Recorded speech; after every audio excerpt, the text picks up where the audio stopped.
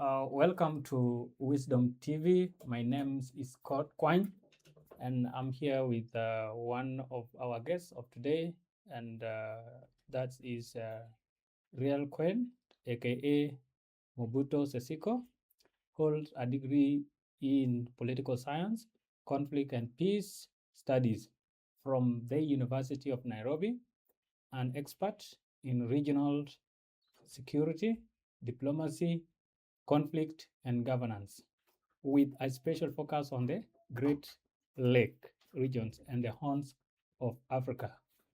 Welcome. Thank you, Kurt, for having me in your show today. Thank you. I'm glad and pleased. Why political science? What motivated me to do political science Yes. is my history teacher in high school back in St. Joseph Boys, Kitale. When I saw the history is always talking negative things concerning Africa, colonization, slave trade, and also one of the Kenyan scholars that I highly ranked motivated me to do political science. That is PLO Lumumba. PLO Lumumba. You are a student of PLO Lumumba. Yeah. And a student of PLO as well. Yeah. As a schoolmate, right? All right. Okay. Talking of political science and the politics of Africa, I'll drive you back to the politics of our country. How will you describe the current political stability of South Sudan? The political stability of South Sudan. South Sudan is a fragile country. It's a country that can go back to civil war any moment. If things are not tried to be solved in an amicable way using diplomacy between the two political groups, that is SPLM-IO and SPLM. So the country right now, the state of the country, it is in a free fall. I can describe it that way. It is in a free fall. Yeah. All right. That's in your own view or in your own thinking. What do you think are the biggest challenges facing the national unity today? The biggest challenges. The biggest challenges that are affecting our country, especially the political class. The political class. Yes. The first one is lack of political will from both the two groups. No one is willing to settle down on the table and talk things out. And also, I can add on another one to add on is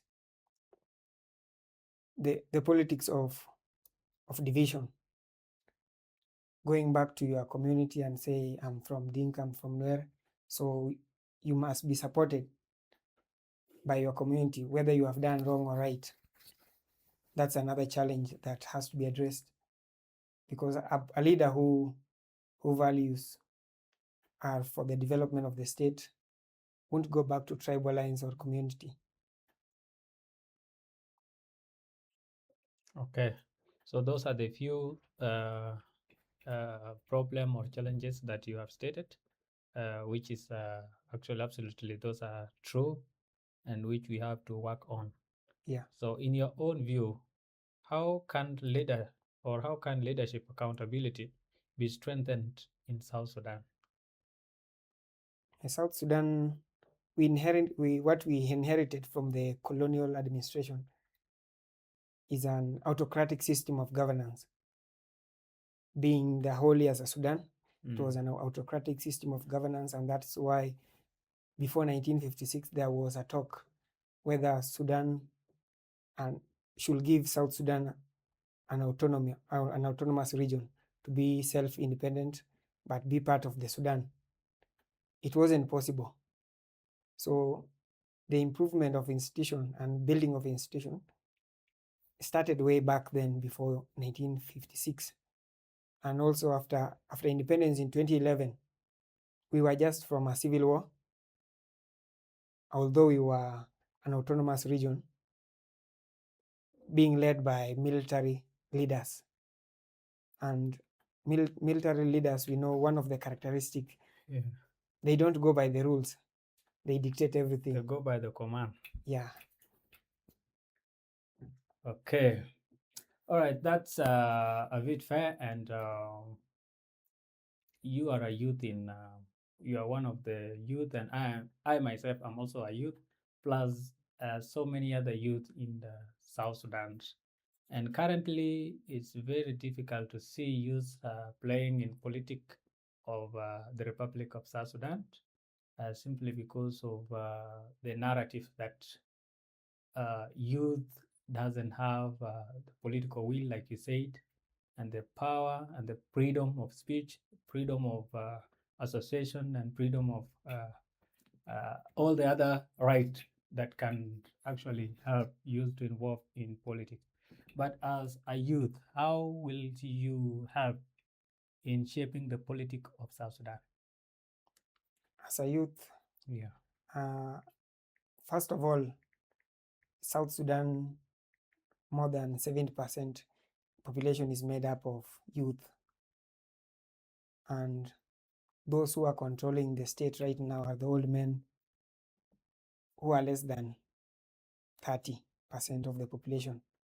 So the numbers already shows the potential in youth, and we can change and turn everything around, turn the table.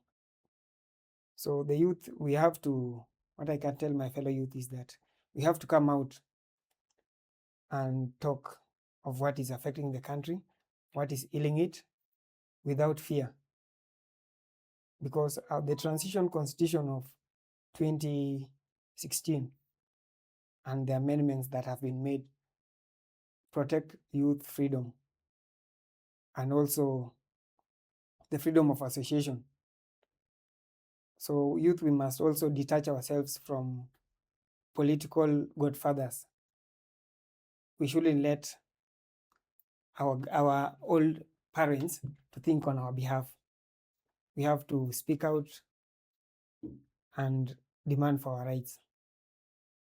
Talking of right and matters to do with human right, how will you assess the current right violation?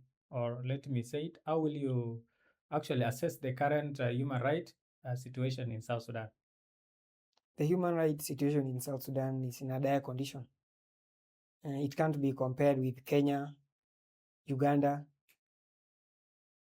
So the human rights situation in South Sudan can be compared with countries like Libya, North Korea, Somalia, where you can't speak your mind out freely.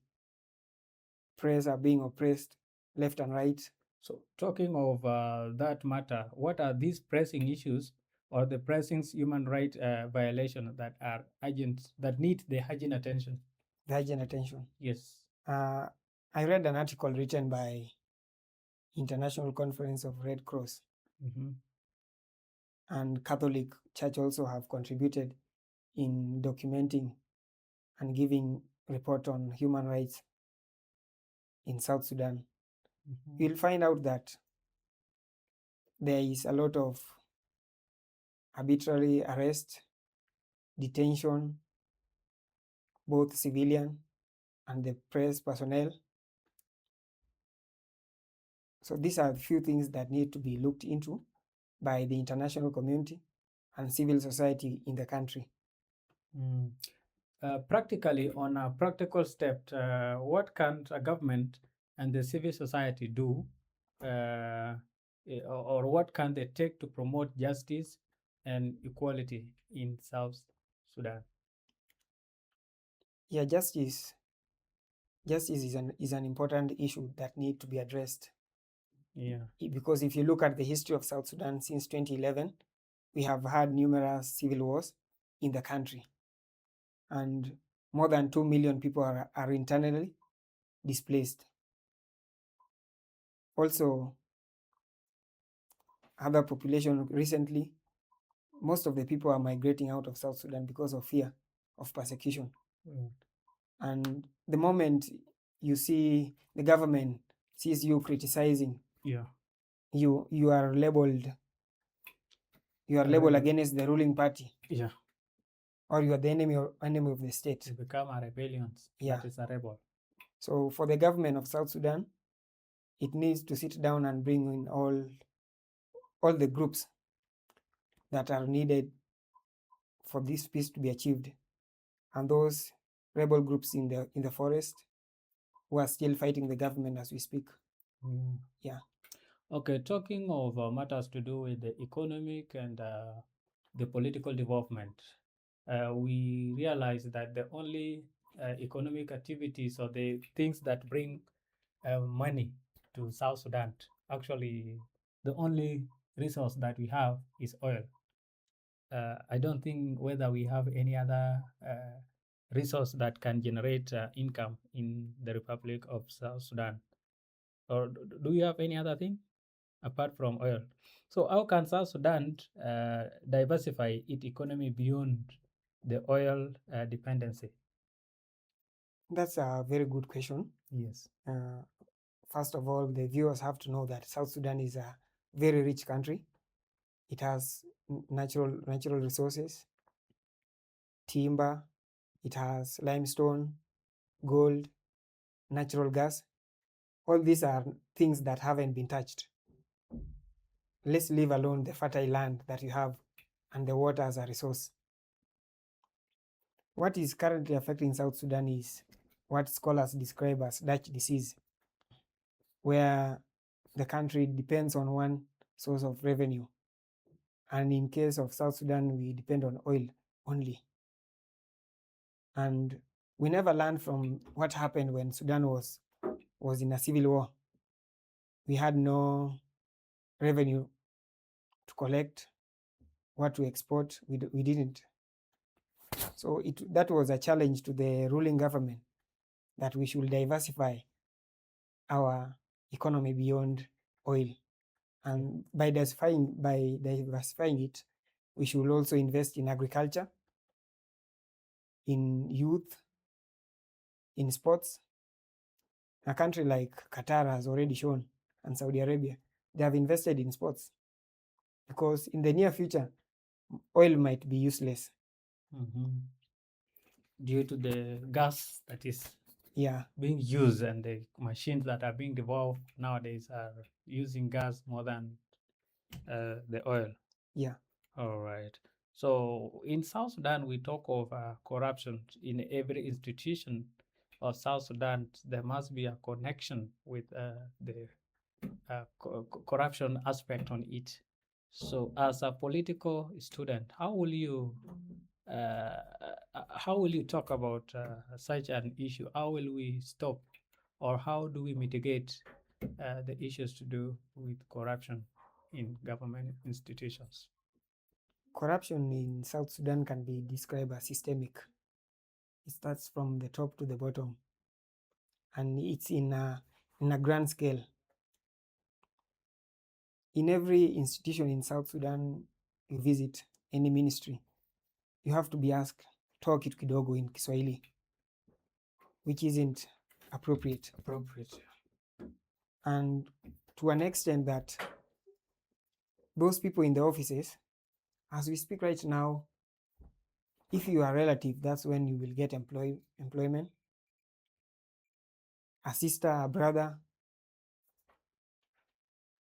So we have youth, it's up to us to call out those people in the office, call for change, and corruption can be mitigated by strengthening the institutions. All right. So, how will you, talking of current situation of South Sudan, could you please describe the situation of South Sudan politically? Politically. Yes, the current situation. And South Sudan is experiencing political crisis. As I said earlier, there are a lot of political cracks everywhere, from the national federal government to the state.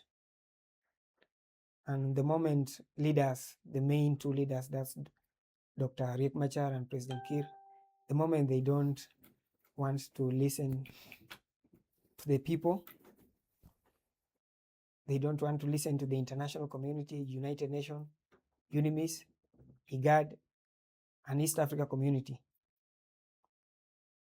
we will be heading to another civil war if things are not handled well. Yeah. So talking of East African community, we are part of East African community as South Sudan, right? Yeah. So what benefit do we get being a member of East African community? East Africa community has a lot of advantages for us South Sudanese, being the youngest nation in the world and joining such a body. South Sudan population is 34% educated, those who have undergone high school education, only 34%. And us having to join the East Africa community in 2016, it has really helped us. You will find youth are coming from South Sudan joining schools in Uganda, Kenya, and Tanzania, which is itself an exposure on development, on how to think also, and on trade. South Sudan, we don't have much capability to produce goods. So you'll find most of the goods come from Uganda and Kenya. All right. Thank you for that. And this morning, as I wake up, I saw a message and on social media that Honorable Nial Deng Nial has formed a new political party, and that has caused a reaction from the ruling party and from the other party, and especially the ruling party supporters are talking that this guy has been an enemy within, that this guy is a rebellion, why forming a party, and all those, and you know how politicians talk, and the supporters of the government. In your own view, how do you see this, and what will be the impact of SSN? I think that was the name of the political party of Honorable Nial Deng Nial. So, what will be the impact of this young political party? First of all, that's a good step that Nial has taken. It shows that he's determined for change. And South Sudan being led by one political party since independence, it hasn't been good. And the current world that we are in right now, we are living in a democratic world being led by the United States of America, liberal world. So we are we should try to come up with new ideas. When you find out that your ideas and beliefs don't align with a certain group, it's better you pursue your own goals. And that's what Niall took. Those who describe him as a rebel or incompetent, they are very wrong. Deciding to come up with your own political party in a fragile state like South Sudan, it shows how bold you are and that you want to counter, you want to challenge the status quo of having only one political party. And also, when you have a political, when your political ideologies are different, you have to pursue what you think is right, in as much as you have the supporters, Yeah. which is actually good things. Like I said before, that he is a student of political science in the University of Nairobi, and the reason as to why we always bring students here is to actually uh, nurture their course, or the career that they are doing. We are actually exposing them to what they are doing, and therefore I want you to have a word with the student out there. Actually, how will you encourage them to join you in this course of political science? I only have a few words for my fellow students there. Political science is an interesting course. It can't be avoided in any way. Politics is in every society, and that's why it's said that man is a political animal. Even in the house, father is always the head. That's politics itself. And political science determines how economy will be, the development of a country, and the future of this generation. So my fellow youth, come out in numbers. Let's join our hands together and call for development and change in South Sudan. Thank you for that, and to our viewers, I thank you for watching this program. We will be having such scenarios as we go forward to discuss the matters that are pressing our young, beautiful nation. Up to this point, I want you to give your last remark as we close the interview. Thank you again, Con, for having me today. I have enjoyed the session, and change is coming. Change is inevitable. Let's all join our hands and demand and challenge the status quo. And I'm looking forward to having such a wonderful talk with you again. Thank you, Rian Quen, for coming for honoring our invitation and showing up today. Is actually we are grateful, and it's an amazing sessions whereby I believe our viewers will enjoy your talk, and we will do more of these sessions. To our viewers, thank you for watching, and keep on watching at Wisdom TV, uh, the favorite TV that will bring you all sort of news that you wanted, the religious, the politic, and all around the culture and all over the world. Thank you for watching Wisdom TV. I am Kurt Quine. Thank you.